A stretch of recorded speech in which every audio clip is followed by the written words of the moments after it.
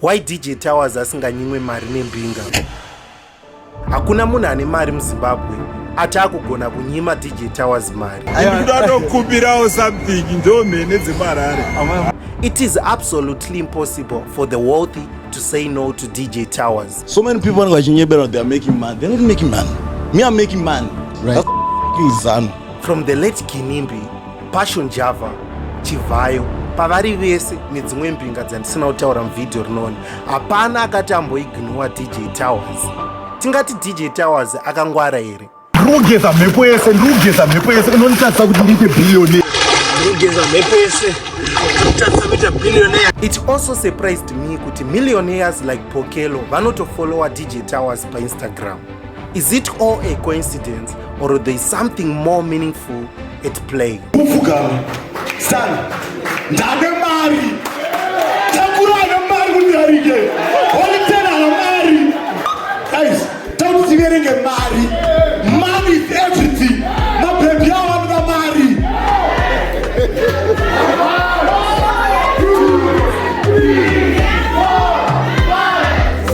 Saka nhasi ngatimbotaura a short story of DJ Towers. This is Hasta, the professional YouTuber. Hasta TV ndofunga iwe pandochisa pando ndofunga. DJ Towers, whose real name is Tawanda Marimbe, asati akuita zveMbinga. Makanyasoita track down the history munonyasa kuona kuti DJ Towers aitomboproducera people like XQ, Rocky naStana. Days ratupera rimwe viki pafoni pangu. So paita DJ Towers zvese izvi chero makanyasoona mapictures akakare monyasoona kuti ainzwisa tsitsi. Zvinhu zvese zvaita zvekuti aite mangoma zvasinganyasi kumupa mari. Hongu Stana munhu aimbowane tumari munhu amenona nhasi kuda achiri nayo mari saka Stana ndiye munhu aimboita achimupa mari, but zvinhu zvekuita producer nekuita DJ hazvina kunyasa kuzopa DJ Towers mari yaida. And sezvamunoziva Hasta the professional YouTuber, saka DJ Towers akabva azoita rebrand to being a professional beggar. Idi huchi talabablasi. Idi huchi andikuona huchu. Ndozora huchi. Idi huchi andoza. Guys, hapasina congestion. Patala babla. Before we get any further, ndodangoti kune munhu asina kusubscribe panapa pa Hasta TV wakamirire, because this is the best channel in Zimbabwe. The smartest move that DJ Towers ever did was to secure a good relationship with the late Jinimbi. And makaona relationship yakatozobatsira Towers pakiria yake kwenda kumberi forward, because relationship ina Jinimbi was so big because mukunyasozoti DJ Towers munhu angasina mari, munhu aita zviya zvekuita producer party time ende futi achimboita zvekuimba ende muzoti manzi dzinonetsa kuti unyasoputika nadzo, kuti unyasokuita mari nadzo kunze kwekuti wanyasa kutrenda masong ako ndo zvinoitika. Ende munonyasoziva kuti Jinimbi munhu aiva mafensi cars aya, high class cars aya, aitwa car collection yakapenga, and with the mansion yeva kunonzi kuchiko kudombo shava, munonyasa kuiziva kuti Jinimbi anga akapenga boys. But honei zvakazoitika tiri ipapo ka DJ Towers was getting a lot of money from Jinimbi achimbouya, ende iye aitombotaura kuti kwanzi ndaitomboenda kuna Jinimbi ndomupichira maprojects amwe acho achimareject achiti amufana wangu apa unofoira, asi ndinogona kukupa mari yekuti utange zvakadai so. Ende munonyasoziva kuti kana uchitambawo nevanhu vane mari hauzonyanyi kuzoenda kurewo nemari inenge yamudhuze newe. But zvisinei kudaro mari yamudhuze naDJ Towers, unfortunately Jinimbi passed away. Jinimbi akashaya, and DJ Towers, I'm not okay. Do not say I'm not okay. There's who say I'm not okay.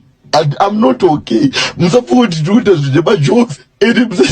so pakafa mukoma Jinimbi muri yeZimbabwe yakarwadziwa, but not as kurwadziwa kwakaita DJ Towers. DJ Towers akanyasorwadziwa because Jinimbi munhu waaiswera naye, ende futi munongoziva kuti mbinga yake yanga yafa. Ndambokudzai kuti DJ Towers was so ambitious zvokuti aifana kungoti angoita mari, aifana kuti I must do anything in order to get rich. Ndo zvinhu zvaiita manje DJ Towers. Saka pakafa mbinga pakarwadza because DJ Towers anga apererwa. But DJ Towers apererwa kudaro, he had to find a new way to get rich. This is the process is called like Mbinga what? Mbinga searching. How do you call it? I don't know.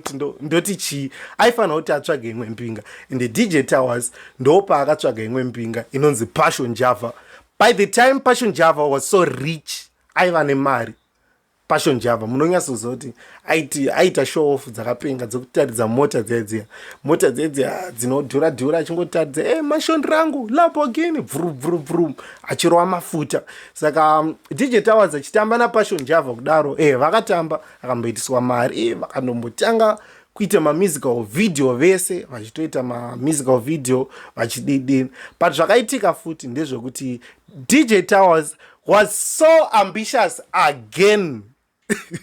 Kuti I feel out Maria yashoma takazonzwa imwe nyaya yochinzi DJ Towers abira Passion Java $10,000 monyazozoti imari yakawanda. Ameno kana yanga iri a public stunt yekunyepedzera kuti kwanzi ndabirwa iye munhu asina uba takatonzwa uchinzi kwanzi abira Passion Java 10,000 ende mozoti kana vanhu vabirana mari neushamwari hazvikasopindirana.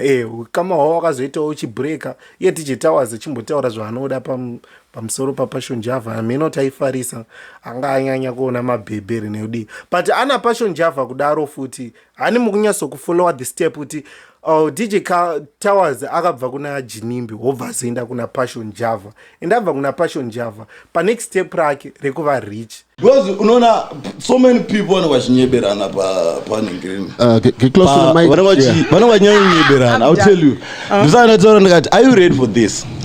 So many people vanochinyeberana, they are making money. They're not making money. Me, I'm making money. Right. That's why I'm fucking with Zano. Yeah. I'm making money. Real money. First thing is not a joke. Yo. Even family man, I was the first millionaire and I'm the last. Kubvira panakatanga kusapota Zano PF. Handishachiki. Kana HIV aindichini.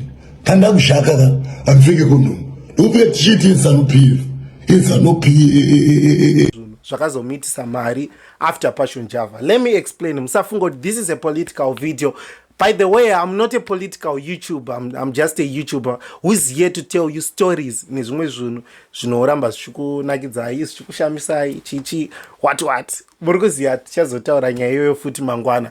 Tiri papo manje panyaya yekuzosapota the ruling party. Pandi kuti yakaitisa DJ Towers mari. Chero makatarisa zvakaitika manje. Hani mukunyatsoziva kuti Chihwa akapa DJ Towers $50,000 neFortuna pamusoro. Hani mazvona. Ndo zvacho zvatikutaura kuti tiri papo futi pakusapota ruling party kwakaita DJ Towers. Handi takanyatsoona kuti vakabva vese naPassion Java. Ndo zvanga ndichitaura mastage aya of wealth ari kubhidiwa naDJ Towers kuti akabva kuna Jinimbi pakavhura masuo ekuti aende pana Passion Java. Enda pana Passion Java pozwa amwe masuo ekuti aende kune maDestiny helpers ake, which is the ruling party. Ndo anobatsira DJ Towers sometimes ende mogara muchimuona ari so vocal about the ruling party. Ende vanhu vakatombobvunza DJ Towers kwanza tell us your reason of supporting this party. Akataura akati I'm supporting the party because ndikona development ikiitika munyika, but on the other hand pane vamwe vanhuwo munyika vaitwanzi inyaya yekuti kusapota because uri kusponsewa chichi. Ndo zvinhu zvaitaura. Saka video rinona risere politics, musazondijaje. Saka tiri papo futi one may ask kuti hasta tisatamboona zvinhu zvine musoro zvakaitwa naDJ Towers. Zvonetso tinyatsozviziya. Tungoona hedu hembe dzake tsetsitaridza inyowani. Sometimes anofamba hake akapfeka zvinhu zvine mategi ekutadza kuti hembe inyowani. Ende iye akatombotaura futi achiti akatengerwa mastendere neMbinga dzake nekutengerwa dzimwe mota. Saka guys, mazvionera mega. Ini ndoda kuti mundiudze mucomment section zvinhu zvamuri kufunga about this video and about DJ Towers. Mumbotiudza your thoughts. Chero chinhu chawangofunga izvezvi chingogara imatiudza kuti ndechipi ende tikureply macomments ese. Saka leave your comment. Hasta TV ndofunga iwe pandochisa pando ndofunga.